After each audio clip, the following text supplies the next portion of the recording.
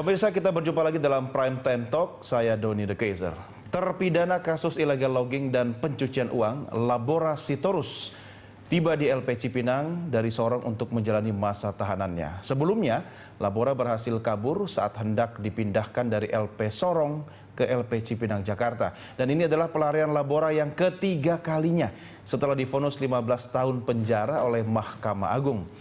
Dan pemirsa, Labora bahkan dijuluki sebagai manusia super karena mampu lolos dan menginap di rumahnya sendiri setelah divonis 15 tahun penjara.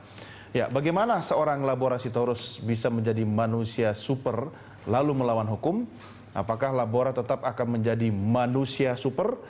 Kita akan membahasnya. Telah hadir bersama saya anggota Komisi 3 DPR RI yang juga Ketua Fraksi PKS di DPR RI, Abu Bakar Al-Habsyi. Assalamualaikum. Waalaikumsalam. Apa kabar, Pak? Baik. Sehat ya? Sehat. Kita akan diskusi tentang Labora Sitorus dan lembaga pemasyarakatan khususnya gitu kan. Dan nanti kita juga akan bergabung bersama kita pengamat atau kriminolog yaitu Ali Aranoval yang nanti bergabung dalam dialog kita kali ini. Dan pemirsa, saya ingatkan Anda juga bisa berpartisipasi dalam dialog kita. Anda bisa mengungkapkan pendapat atau pertanyaan. Silahkan catat nomor telepon seperti yang tertera di layar televisi Anda saat ini atau bisa mention kami via akun media sosial Berita 1 TV. Pak Abu Bakar, Labora Sitorus, apa yang Anda bisa ungkapkan ketika mendengar nama itu?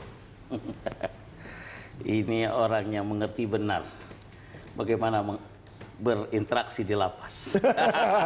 Kata interaksinya ini menarik untuk kita kritisi nih. Dia mampu mengkondisikan. Mengkondisikan ya. Jenis kayak begini nggak satu. Tambunan juga begitu, Kemang Gayus juga begitu Iya, kan? iya, sama. Artinya memang orang-orang yang seperti ini itu mampu, dia kenapa akses dan persiapan dia juga cukup. Akses ini termasuk dia punya akses ekonomi kan? Semuanya. Akses ekonomi, akses hubungan, connecting, apakah dengan polisi, apakah dengan lapas. Iya, jangan lupa dia juga dulu polisi. Apa juga dengan semua pihak. Semua pihak. Jadi dia cukup menguasai.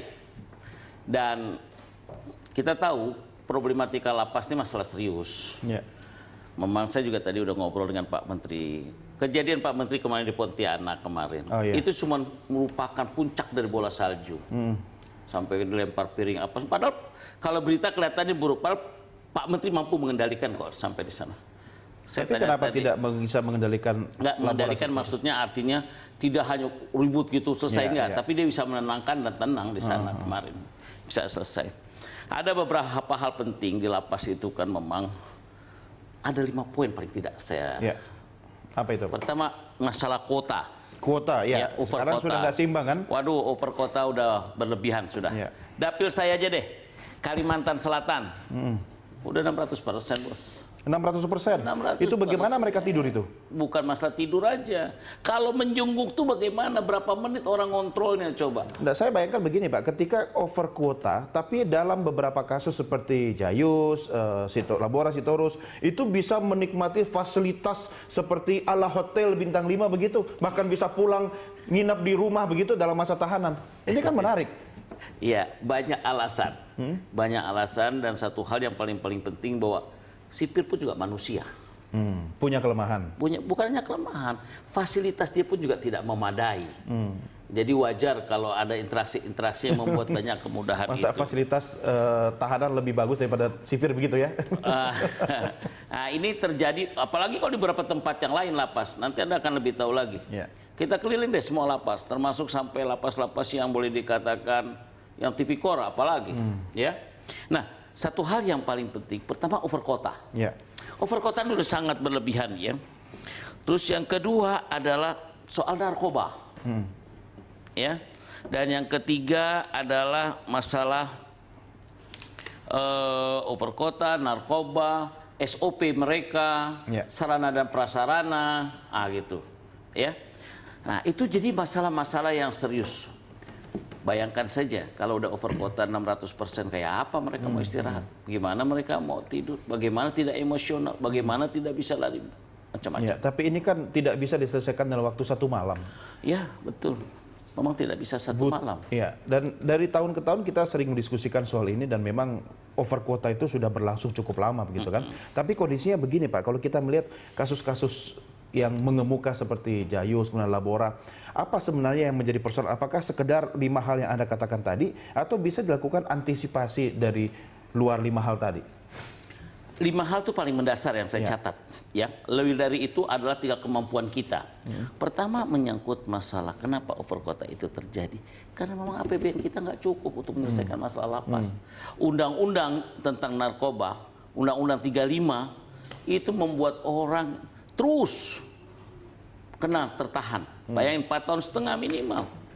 Bayangkan setiap hari berapa orang masuk penjara, masuk lapas maksud saya, sorry. Jadi terbayanglah ya, udah di over quota, belum lagi masalah narkoba. Narkoba ini bukan main. Zamannya sebelum Pak Buas dikatakan 70% gerakan narkoba itu dari dalam lapas. Kemarin Pak Buas ngomong 50%. Bayangkan mereka berinteraksi, investornya ada dari luar, teknologinya canggih, membawa ini dan sebagainya. Ada jarak transportasi dari depan lapas ke lapas itu, ngangkut barang itu bisa 5 juta cuma sekedar bawa barang. Itu kos tertinggi itu. Malah pusat komando di lapas ya. Baik Pak, kita akan lanjutkan di segmen berikutnya. Kita break dulu dan sekaligus saya mengingatkan kembali pemirsa, Anda bisa berpartisipasi terkait dengan tema diskusi kita malam ini melalui nomor telepon interaktif atau mention kami melalui akun media sosial Berita Satu. Kami segera kembali sesaat lagi.